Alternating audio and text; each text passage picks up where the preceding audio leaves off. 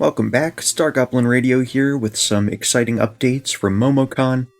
I was very fortunate to be able to interview one of the players who got to participate in the first public playtesting of the new RPG. Before diving in, here's some new art that was targeted in a marketing campaign against my social medias, where we can see Rico Tyrell, the human ranger and scientist from Phantasy Star Online, and just a reminder that pre-orders for the new RPG will close on September 1st. MoMoCon, a gaming convention, just wrapped up, where Rich Lescaflair was present and ran a session of the Search for Lavino, the starting adventure for the new Phantasy Star game. We have some pictures of the event from Skydawn Games' social media page. We can see the dungeon map from the adventure here on the table, and it's been confirmed that a high-res version of this map will be available in the PDF, so anyone pre-ordering and looking to run this adventure will be able to print that out for use with their group. The Search for Lavino adventure comes with 4 pre-made characters, who are the 4 main characters from the original Phantasy Star. One of the playtesters at MomoCon is also part of the Skydawn Games community, and they were willing to answer a couple of my interview questions. Now, before I get into these details, keep in mind I was not at this convention, so I'm going off of somebody else's memory here. Memories are not perfect. Also note that this was a playtest, so anything that I do discuss here, even if it was true during the MomoCon session, may not be true if it's revised for the final publication of the book. This player played the character Lutz. Lutz is an Esper Wizard, and was first introduced in Phantasy Star 1 for the Sega Master System. In the North American release of that game, the character was named Noah, Lutz being the Japanese name. However, when the character is referred to again in Phantasy Star 2 and Phantasy Star 4, they use the name Lutz, which is what we see here in the TTRPG. They make note of how well Rich ran the game as a DM, being familiar with the rule set, Phantasy Star lore, and they note that the adventure itself takes the content from the original game and then expands the lore and the details to really flesh out the setting. When asked about special abilities accessible to Lutz, they mention they have a force shield they can summon. This shield recharges on a short rest.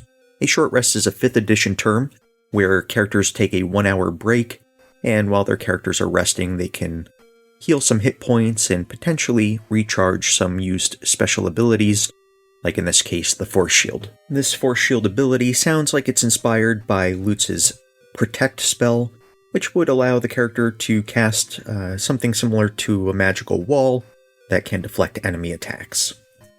Asked if they recall any spells or techniques that the characters used, and they specifically remembered one called Zonde.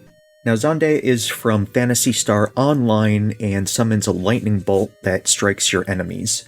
In the Phantasy Star video game, Lutz has access to a spell called Thunder, which, despite the name, actually summons lightning.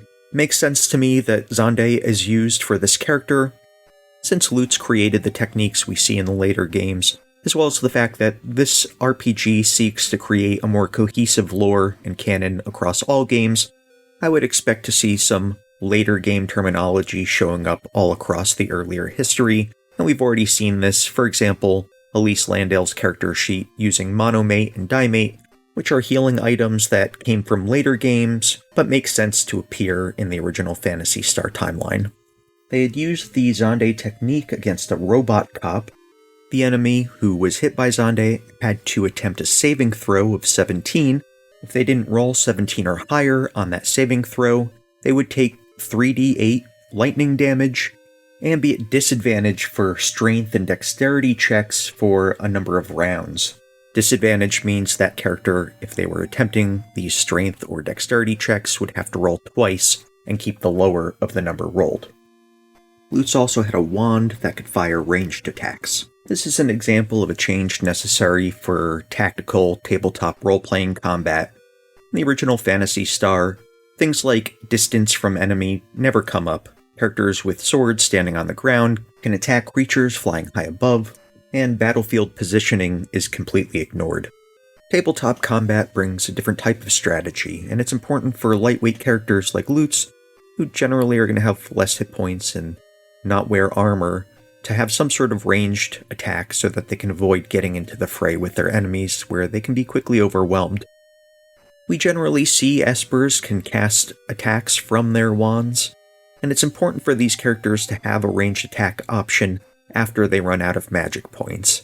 You could argue the character just needs to use their short sword when this happens and deal with enemies in melee combat, but melee combat generally goes poorly for wizards in tabletop gaming.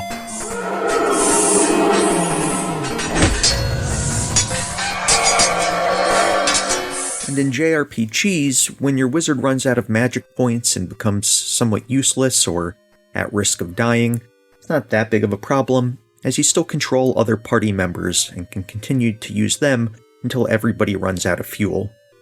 In a TTRPG, the player only has one character, and when their character runs out of magic, they need something else so they can continue to contribute to combat, and a magic wand shooting something makes more sense to me on Lutz than a laser gun or a crossbow. We have information on fate points being the last item on Elise Landale's character sheet that we had no information on. Fate points allow you to add a 6-sided die to your roll on top of what you would normally add.